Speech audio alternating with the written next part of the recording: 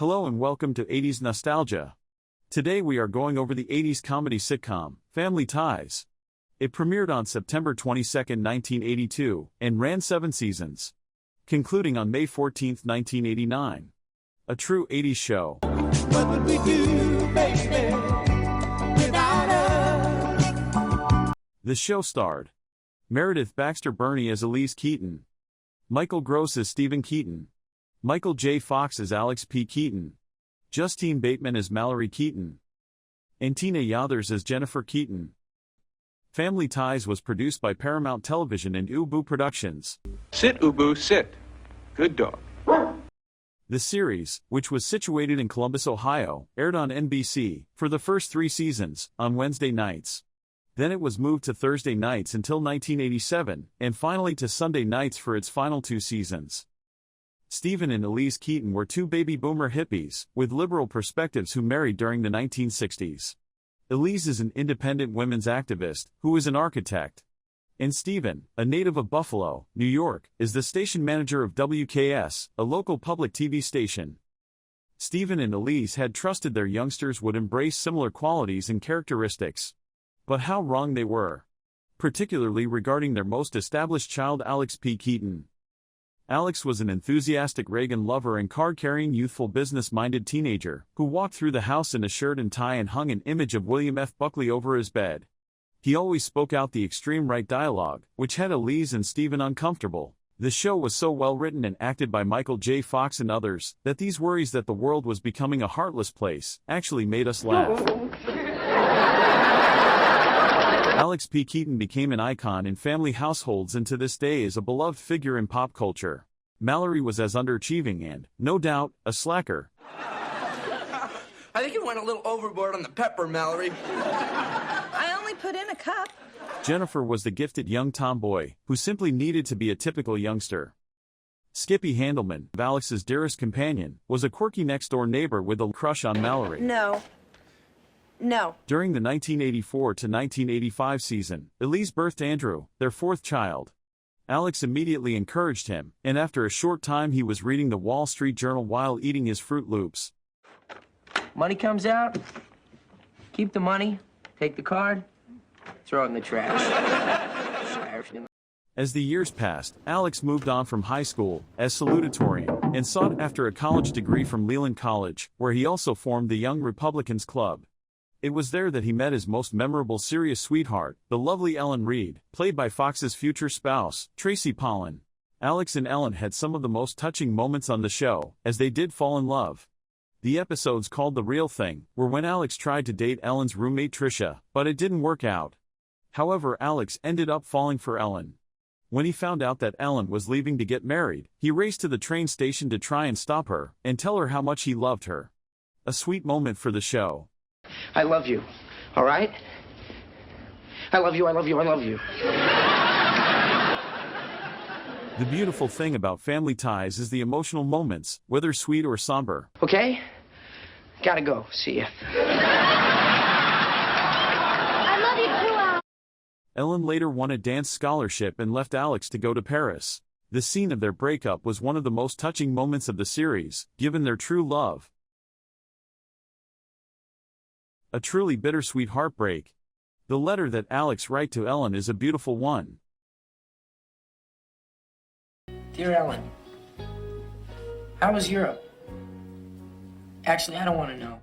The even more beautiful thing is that Tracy and Michael are happily married in real life to this day. When that relationship finished, he met psychology major Lauren Miller, played by Courtney Cox in 1987. For the last 3 years of the show, Courtney Cox, from Friends, had her recurring role as Alex's love Lauren Miller.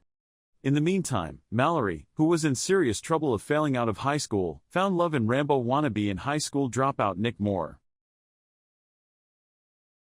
My parents, Alex and Stephen Keaton. Nice to meet you, Nick. It's a pleasure having you here. Hey. Stephen and Alex, in some measure at first, completely objected Nick. And Alex hated the motorcycle riding more considerably more. My brother and sister, Alex and Jennifer. Hey. Mallory, be that as it may, moved on from high school and turned into a fashion design major at Grant College. Nick additionally got his general equivalency diploma. Jennifer was a tomboy who, unlike her conservative siblings, was more like her parents. She is shown to be aggressive, yet sweet. Stop! In 1985, the future heartthrob River Phoenix did an episode as a genius math tutor named Eugene Forbes. He developed a crush on Jennifer and stated she was the future mother of his children. Your vision.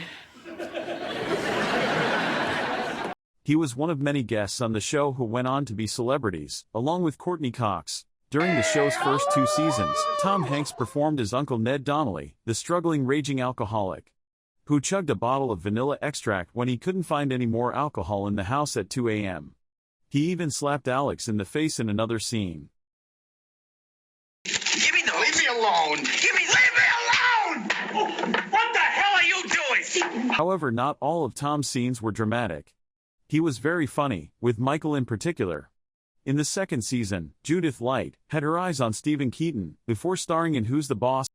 In season 3, Gina Davis co-starred as the incompetent housekeeper Karen, before starring as Thelma in Thelma and Louise, among many other movies. You're hired. In 1987, Christina Applegate, the Married with Children star, played a keyboard player in Jennifer's band. Coincidentally, Christina's co-star on Married with Children, a young David Faustino, who we know as Bud Bundy, appears in season 2 as Keith. Come on, Mom. Can't we stay a little longer? There's still one cut we haven't broken. As son caught between a custody battle that Stephen and Elise must mediate. In 1988, Julia Louis-Dreyfus played the Keatons' lawyer who was hired to defend Jennifer from the school board after being suspended from school. Thrilled to meet someone of your generation who's interested in something other than just maintaining the status quo. In season 4, 1986, Corey Feldman, of The Lost Boys, played a brainy student. Decade before Third Rock from the Sun, Joseph Gordon-Levitt played as one of Andrew's classmates, Dougie. While there was the ideal opportunity for the sake of entertainment and laughs, numerous Family Ties episodes investigated serious subjects. For example, high schooler pregnancy, oversight, dependence on pills, insulting teachers, sexual assault, the impacts racial minority mortgage holders have on property estimations, alcoholism, and lamenting the passing of a dear companion. Greg in this case.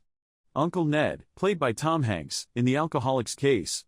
Different episodes managed Stephen's far-off associations with his own family. One of the greatest scenes in television history is said to be the Heartstrings episode in 1988 when Stephen gets a heart attack. I'm alive. Or is this heaven? Hey. When the series wrapped up, Alex acknowledged the most amazing job he could ever ask for offer, a job on Wall Street. Much of the humor of the series focuses on the cultural divide during the 1980s. When younger generations rejected the counterculture of the 1960s and embraced the materialism and conservative Reaganomics politics which came to define the 1980s. Ronald Reagan was President of the United States and Margaret Thatcher was Prime Minister of Britain, but the governments were fairly moderate. There was the drive to try and end the American society of sex, drugs, and rock and roll, while restoring conservative Christian values. So, liberals felt they were seeing the end of a civilization. In the early 80s, if you were young, you were liberal by today's standards. Keeping all this into perspective, the sitcom Family Ties literally tied those generations and cultural viewpoints together, making a very funny, entertaining, and sometimes serious sitcom that taught lessons. Your Mr. Tedesco is a rude, crass, vile human being. I could have told you that.